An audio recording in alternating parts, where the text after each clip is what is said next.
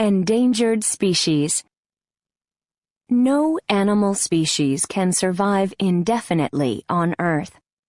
Centuries ago, species went extinct from natural causes. For example, they were unable to adapt to bad weather and other difficult conditions. However, animals are now dying out faster than ever because of human activity. It is estimated that, until the 18th century, one species disappeared from the Earth every 4 years. By the 19th century, this had increased to one species per year. By 1975, it was 1,000 species per year, and today, animals are disappearing at the alarming rate of more than 40,000 species per year. The International Union for Conservation of Nature, IUCN, has created a number of categories that describe the danger level of animal species. Species that are completely gone are called extinct. For example, dinosaurs and the dodo. Species that only live in zoos or on farms, etc., fall into the category extinct in the wild. One example is the Wyoming toad.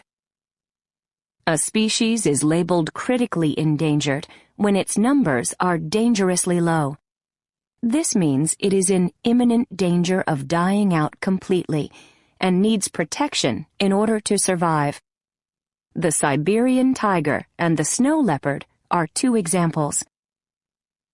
Species that have a high but not immediate risk of dying out are simply labeled endangered. The giant panda is a famous example. A vulnerable species is in less trouble than an endangered one, but its numbers are still markedly declining. The cheetah and the African elephant are vulnerable species. Animal species that are considered of least concern aren't particularly endangered and have high numbers of individuals. There are many factors that can cause an animal or plant species to become endangered, and one big one is the destruction of their habitats. Deforestation and soil, air, and water pollution are usually the main culprits. For example, the population of critically endangered Sumatran orangutans is now less than 10,000 on their home island of Sumatra, Indonesia, due to deforestation and farming. Another cause of endangerment is from humans exploiting wild animals. Uncontrolled hunting of whales in the last century, for example, resulted in many whale species becoming critically endangered. The high demand for animal parts stems from their use in certain foods or medicines, or their value as decorative objects. For example, the ivory tusks of elephants are used to make jewelry, and the price is high enough that people risk being arrested and jailed to go after these animals. Introducing a non-native species to an environment can also cause species endangerment. A native species is one that develops naturally in a particular area and has done so for a long time. A non-native species might be introduced into a new environment by humans, either intentionally or by accident. The brown tree snake, unknowingly brought by cargo ships stopping at Guam, has managed to kill off 10 of the 11 species of birds native to the island's forests. In Florida, large pet snakes such as the anaconda and the python have been released into the large Everglades swamp. The snakes have thrived in their new environment and now compete with and may soon overwhelm the swamp's alligators. Organizations such as the World Wildlife Fund and the IUCN try to raise awareness of threatened animals and plants. These organizations collaborate with government agencies to save threatened or endangered species and to make new laws that will protect them. But to really protect plant and animal species now and in the future, the public needs to be educated on the value of keeping these species alive.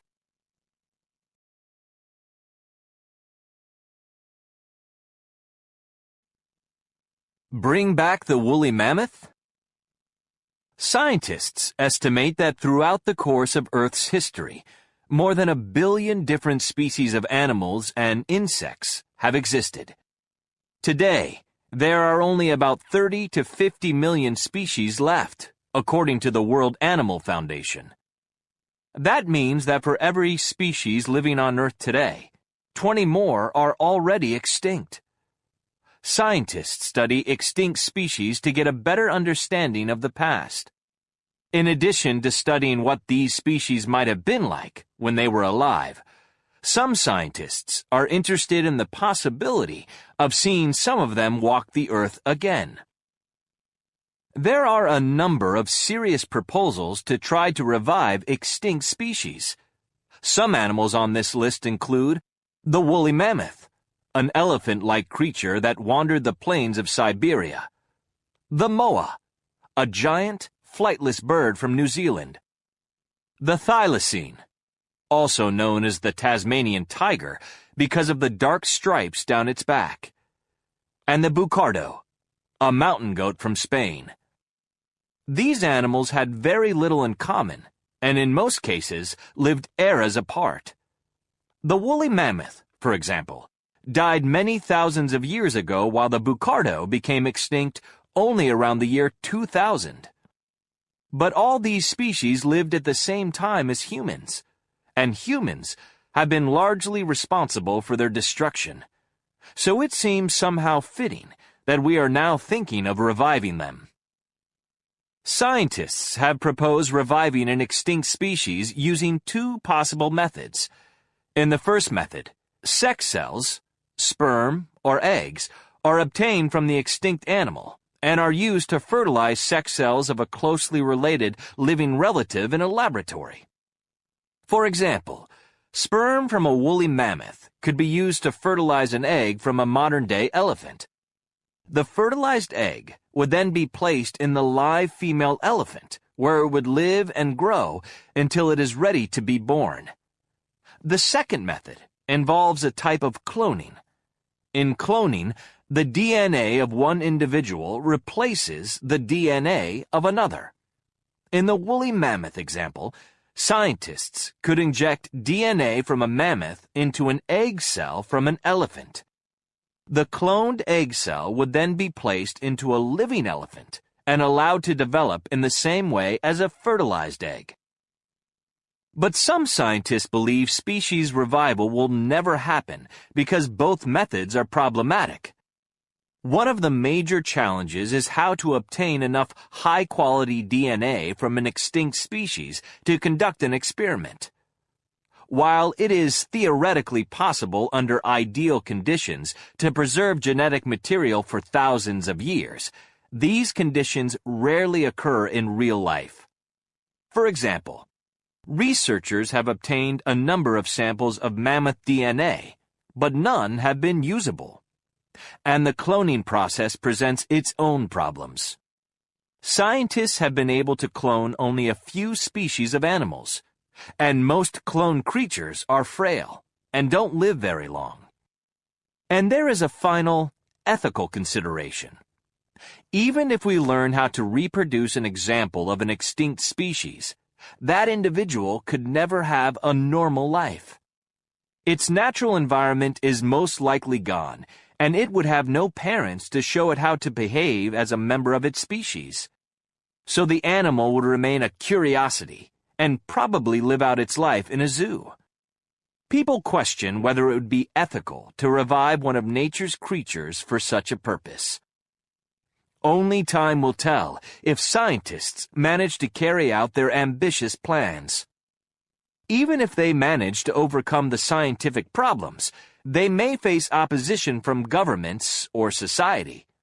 Some even feel it might be more worthwhile for us to focus our efforts on conservation and take care of existing species, so they don't also go the way of the woolly mammoth.